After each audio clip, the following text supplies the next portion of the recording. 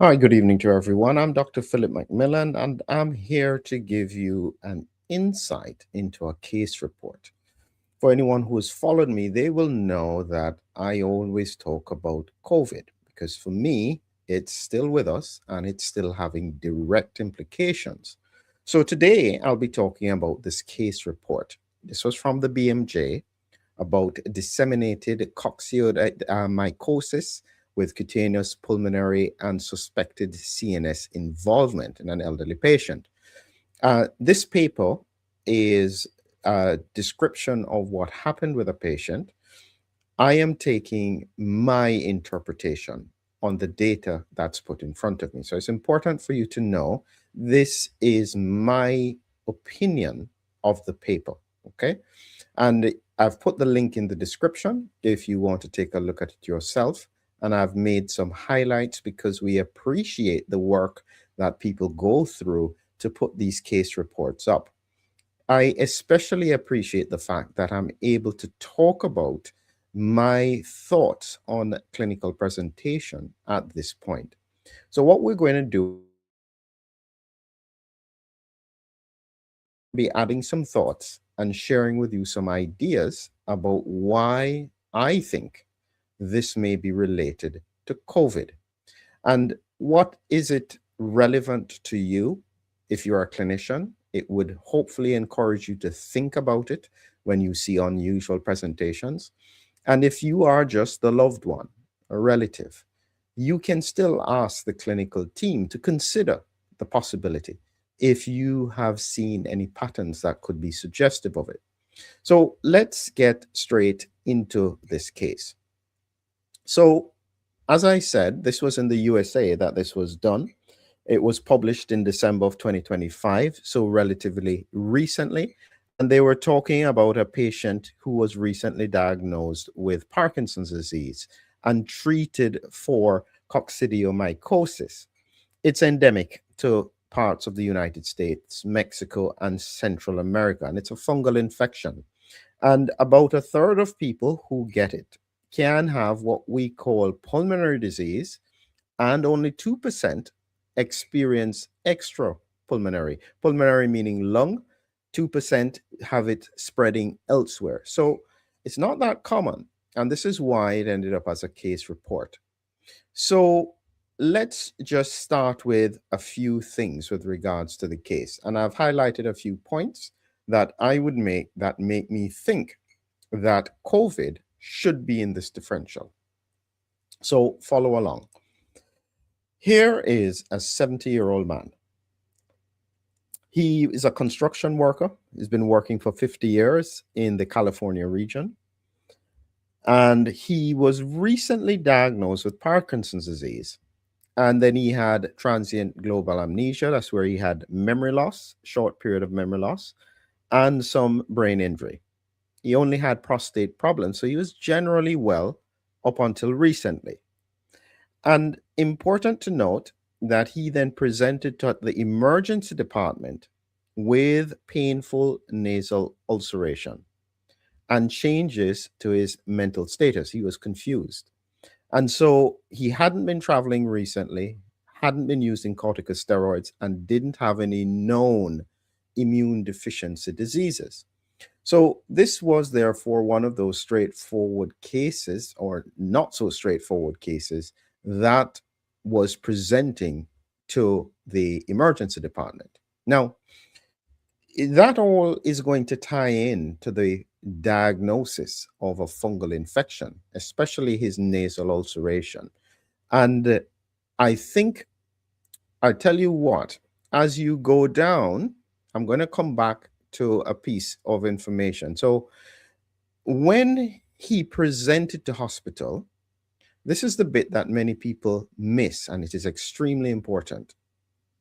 Several months prior to all of this, he experienced low grade fevers and chest discomfort. Okay.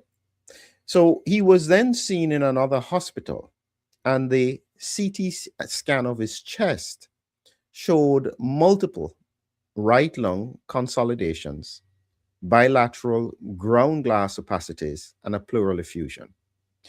Now, this is a red flag because bilateral ground glass opacities usually points to more of a fibrotic process in relation to him having acute symptoms. One of the few other things that does this, bilateral ground glass opacities, and this is the bit that many people will miss, is COVID. COVID, it really does a lot of damage to the lungs, even sometimes in people who don't have a lot of symptoms. And critically, this is what we used to see in the early part of the pandemic. You could literally diagnose somebody as having COVID just from a chest x-ray or a scan of their chest, even before they had obvious symptoms, because there was just this diffuse infiltration in the lungs that I think is being overlooked at this time. Now, at the time, he was found to have a bacterial infection, Haemophilus influenza. Therefore, they put him on antibiotics and his respiratory symptoms resolved. Now, as you follow along, he then has the nasal bridge papules on his nose, which again, they put on antibiotics. Then he had an ulcer. And then a month after that, he presents with confusion. So what you have to look at is the timeline of conditions. And this is why I said that there are not many things that will do this kind of progressive pattern without a diagnosis of immunosuppression, like, for instance, HIV. This is the kind of thing you would have seen if somebody was on chemotherapy or if they had HIV or some other immune deficiency syndrome where the patterns don't follow a normal thing. And in this case, he's starting off with lung problems months before. Then he has this thing on his nose, an ulcer. Then he has confusion. That's when now they start to investigate him further.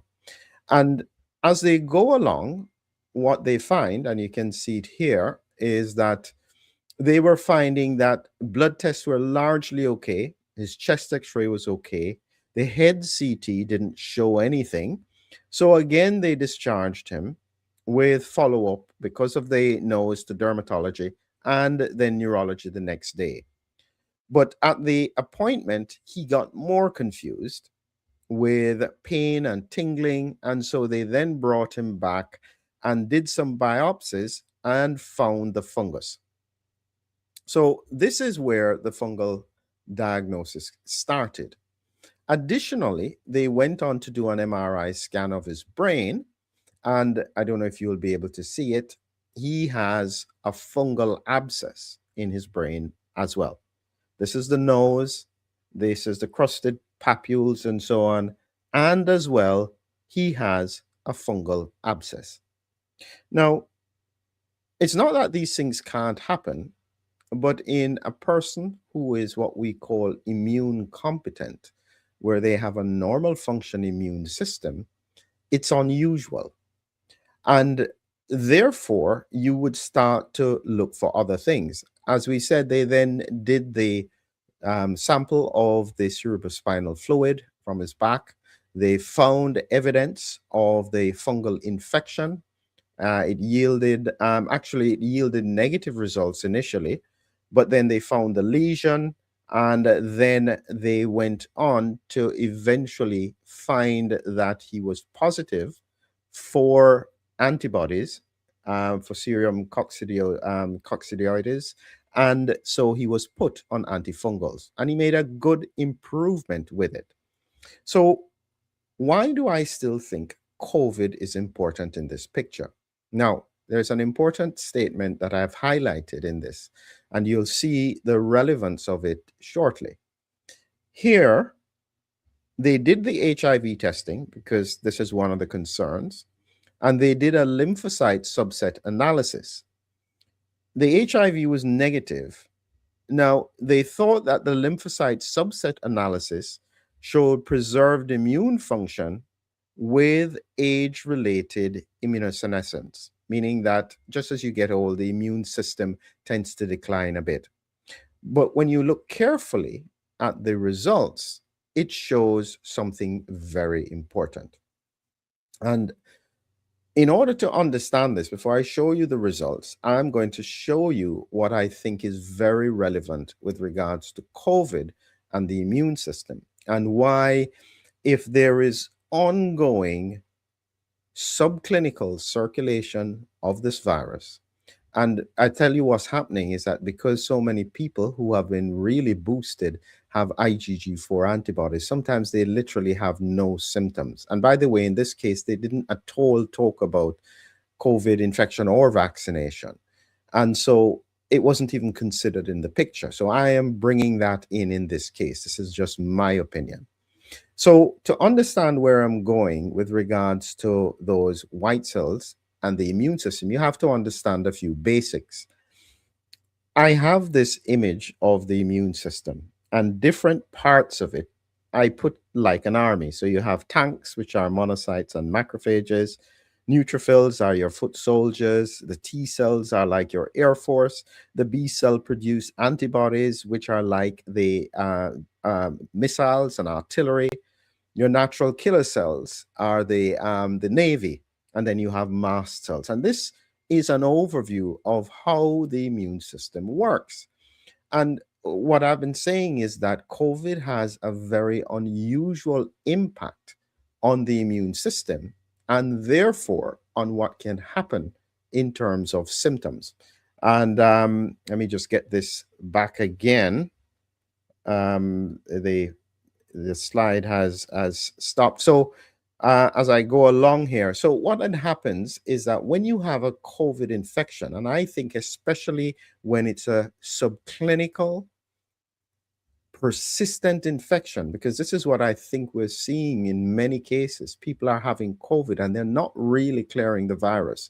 And this could explain why he had, specifically to his nose, because it's the upper airway that can get infected, especially the sinuses, persistent infection. So when you have COVID circulating around, it has the impact of neutralizing immune cells.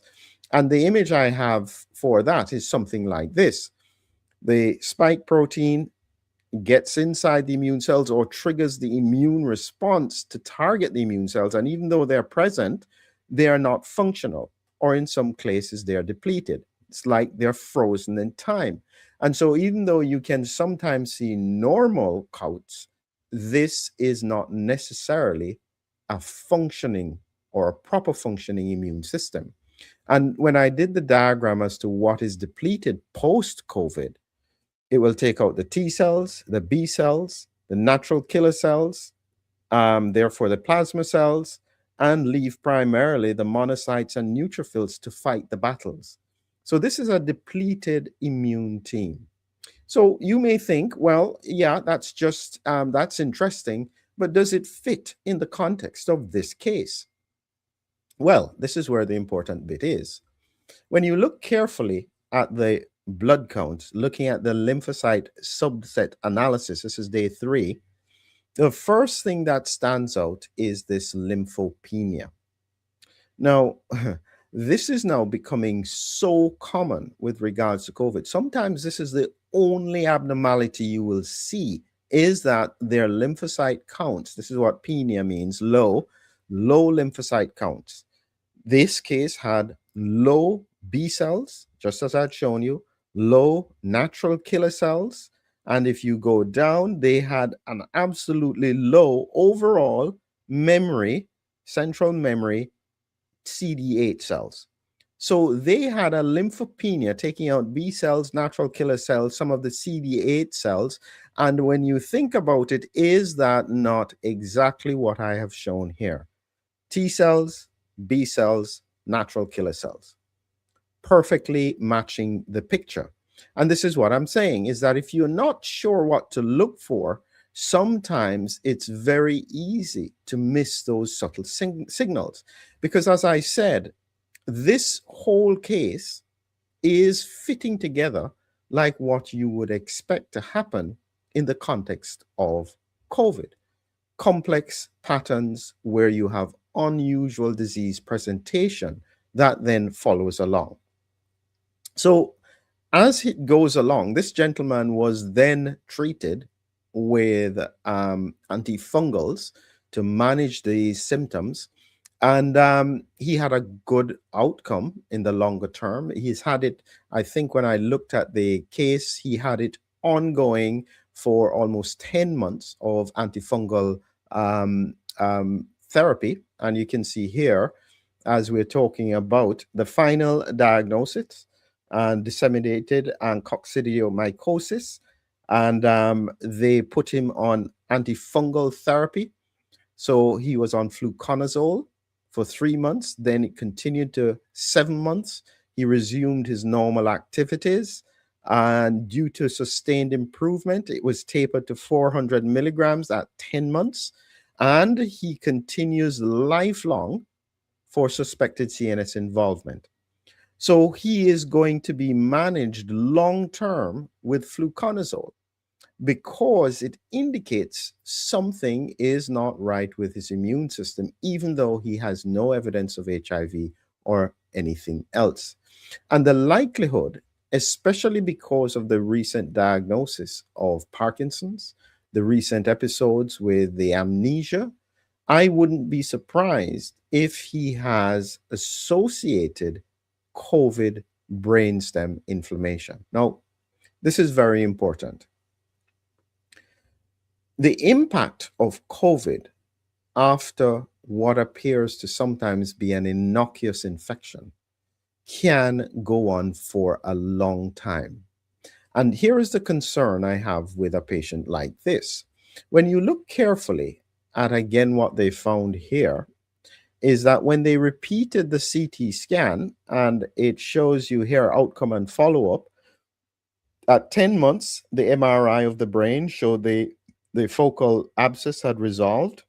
They did a CT chest at 2 months post-discharge, and there was a reduction in the pulmonary consolidation.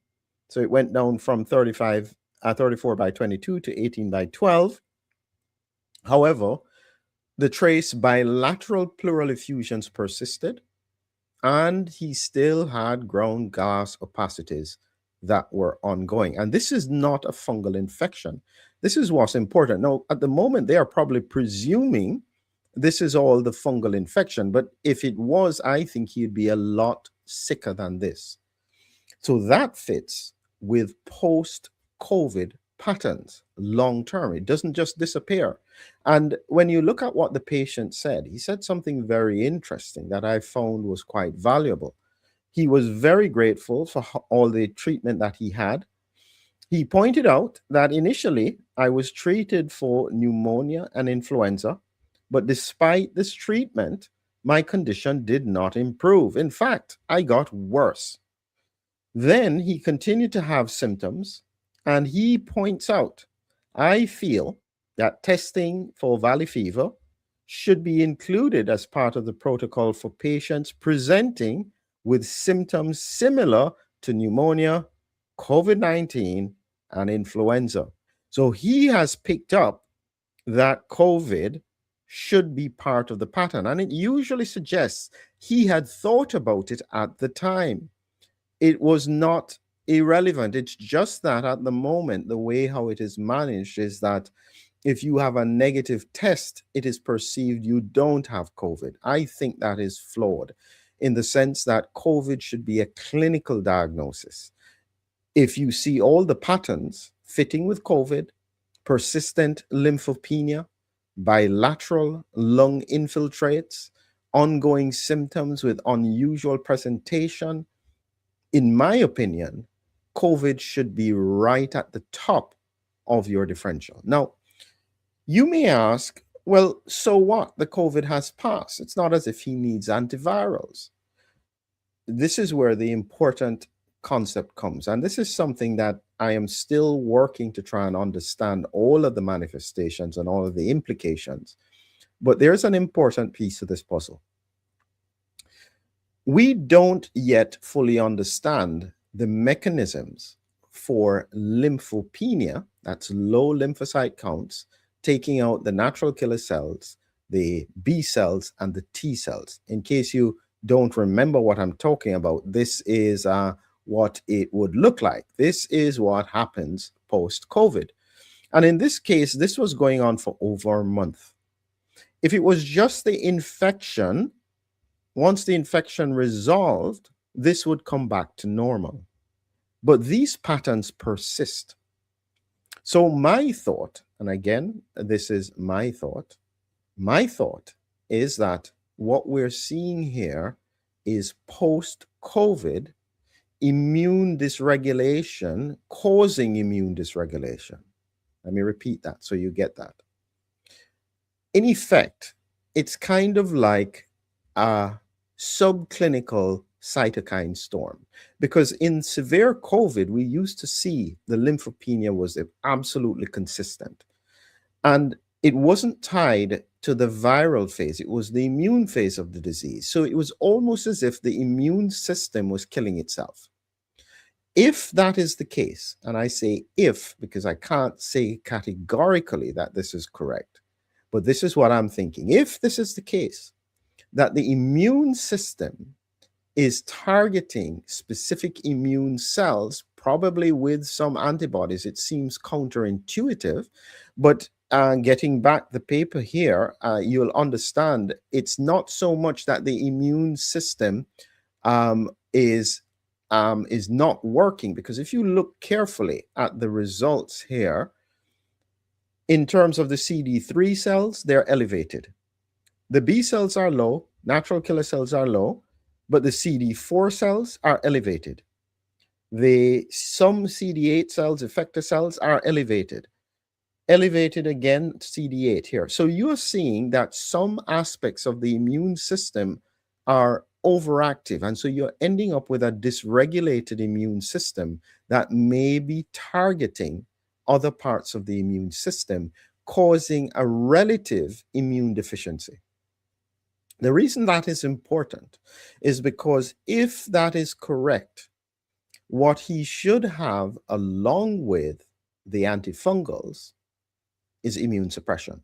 Whether or not you use steroids, whether or not you use interleukin-6 targeted medication, whatever, you have to try and help the immune system to get back into balance.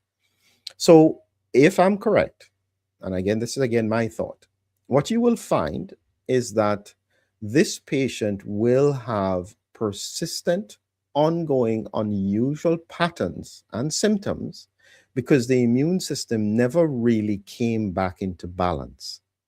And this is what a lot of people are suffering from. How long they would need immune suppression for to get it back into balance, we don't know yet. And this is part of the challenge.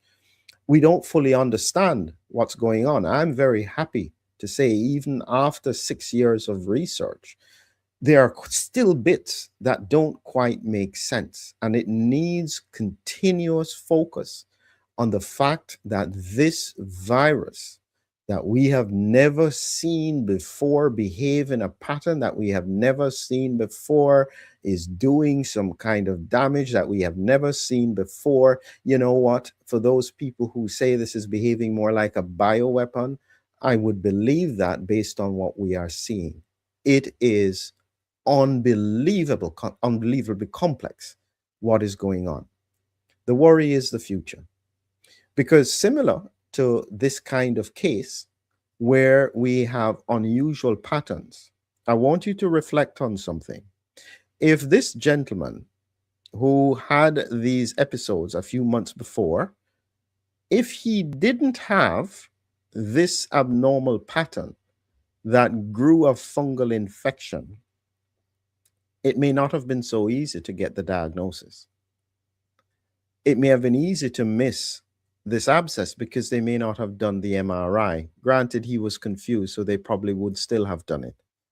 But no doubt about it, there are going to be many patients who have similar unusual presentations. They are not fitting and they are not getting better. No matter how much antibiotics you're giving them, they're not getting better. You know, you may think you're treating a fungal infection, they're not getting better. They just continue to deteriorate. And in my view, I think that this is the point where the clinical community needs to start looking back at understanding autoimmune, immune dysregulation patterns in and around COVID. If that is missed and we continue to just treat things as we did pre-pandemic, many people are going to suffer, many more will die. And that is a challenge that is still in front of us. I can't say I have all the answers, but at the same time, without any kind of clear pattern that's there for us, we just have to continue to do the research, do the work to try and understand what is going on. Again, I give credit before I end. There is a link in the description below for this paper if you want to take a look at it. We appreciate these case studies because it gives us a chance to look objectively at many other patterns, and I hope to be able to look at more of them over time. So the link is in the description below. And recently did another case, Mr. Case in New Zealand, if you wanted to take a look at that analysis. I think more and more I'm going to be talking about real cases to try and see if I can put some understanding of the science as to what we are likely to face in the future. Thank you very much for being with me. Have a good evening.